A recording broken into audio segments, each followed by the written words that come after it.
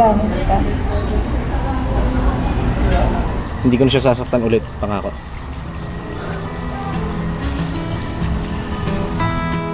Teka lang, may naiwan ka. Ano na naman? Yung puso ko. Yee! Yee!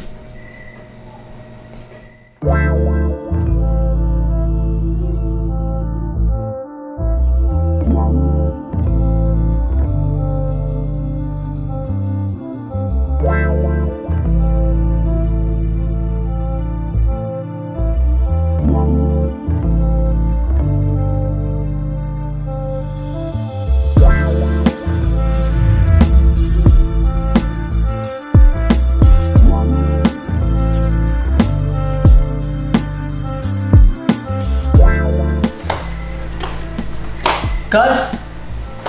Steve?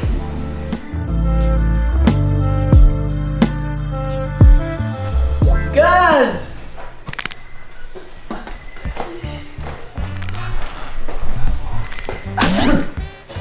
I didn't expect na pumunta ka dito. Cuz, This is a surprise visit. Hindi ka naman nagsabi na pupunta ka dito. Kaya nga surprise visit, Cas.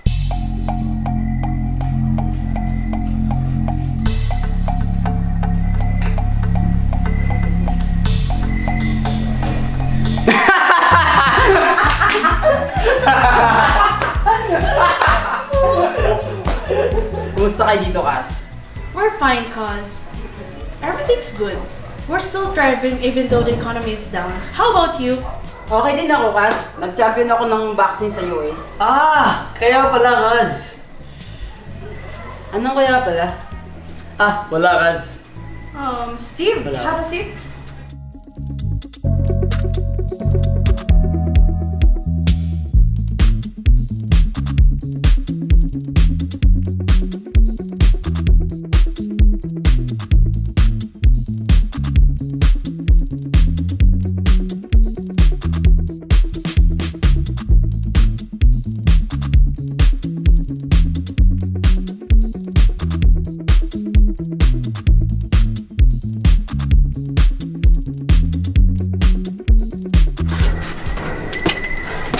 Ba't ka nga pala napawilit sa Pinas, Cuz?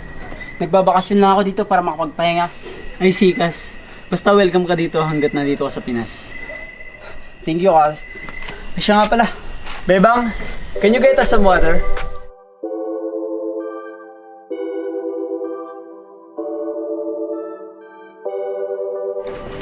Ito na po, sir.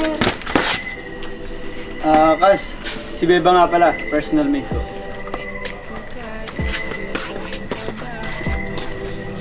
Parang iba yata ang ngiti mo. Masaya lang ako, Cuz.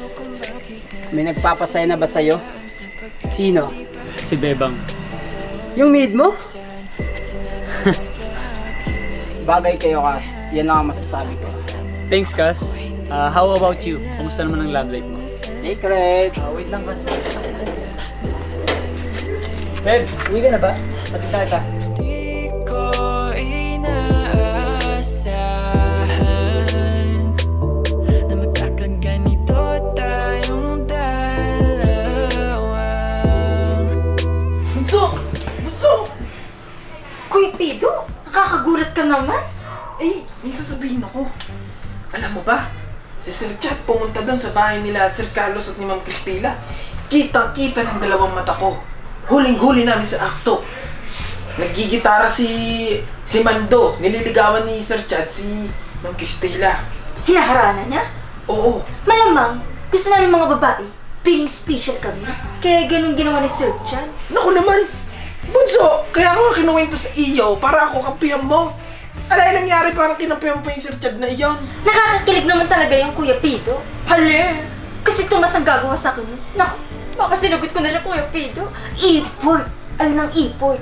Panaligaw yung Tomas na yun, Sasaktan kita eh. Tomas na naman yung nasa bukang bibig mo eh. Eh, ang akin nga, bunso, ano kaya magandang gawin, no? Para ako naman yung, alam mo yun, ako naman yung mapansin ni Ma'am Cristela. Hindi yung puro Sir Chad na yun.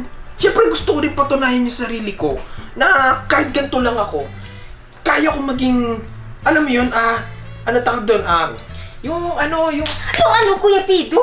teka lang, Naisip ko! May man yun! May man! Gentleman! Yung! Ano? Gentleman! Yon, basta yon. Oo. Gentleman na? Kuya Pito, kung gusto mong maging gentleman, gumawa ka ng effort para kay Ma'am Cristila.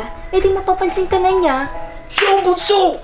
Kuhang-kuha mo! Napakagaling mo! Yan sinasabi ko sa iyo. Manang-mana ka sa kuya mo! Matalino! Kung effort lang pag-uusapan, Kuya Pito, magaling ako dyan. Bah. Tutulungan ka namin ni Bibang. Unang-unang gawin, bigyan mo ng bulaklak. Tapos? Ibibigyan mo kay Ma'am Cristila. Tapos? Surprise! Biligay mo, surprise! Bulaklak! Bunso! Nagawa na ni Sir Chad yun. Nabigyan niya na ng bulaklak si Ma'am Cristila. Parang napakapangit naman. Magbibigay ulit ako ng bulaklak. Eh, Kuya Pito, gusto mo ba yung unique? Gusto ko yung unique. Yung walang katulad. Alam ko na. May bulaklak pa rin, syempre. Kahit isang roses lang, kakagatin mo. Di ba magaling ka magsayaw, Kuya Pito? Oo. Yung high Oo. school mo, Oo. magaling mo magsayaw. Mga, pag ano? Ayan! Kakagatin mo yung roses. Sasayaw mo si Ma'am Cristila. Bunso, napakagandang ideya. Parang, nai-imaginein ko na nasa harapan ko si Ma'am Cristila tapos nai-inlove siya sa akin. Yun ang sinasabi ko. Pag-iin ko. Sayawin mo! Oo. Kendingan mo! With roses! Inuuto mo ba ako? Hindi, Kuya Pito. Ayun nga yung ipon. Sige.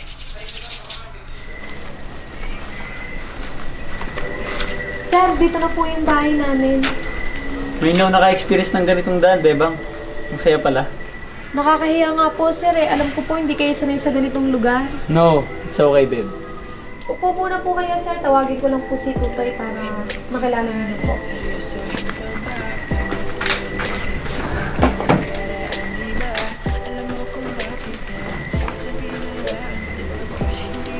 Sir, si Tutoy nga po pala kapatid ko. Sino siya, ate? Nga pala, Tutoy, si Sir Carlos, yung boss ko. Sir, hello po. Siya pala yung kinukwento mo, babe. Ate, kinukwento. Wait lang, bakit babe? Beb, kasi for short ng bebang. Akala ko, baby mo. Baby ka niya.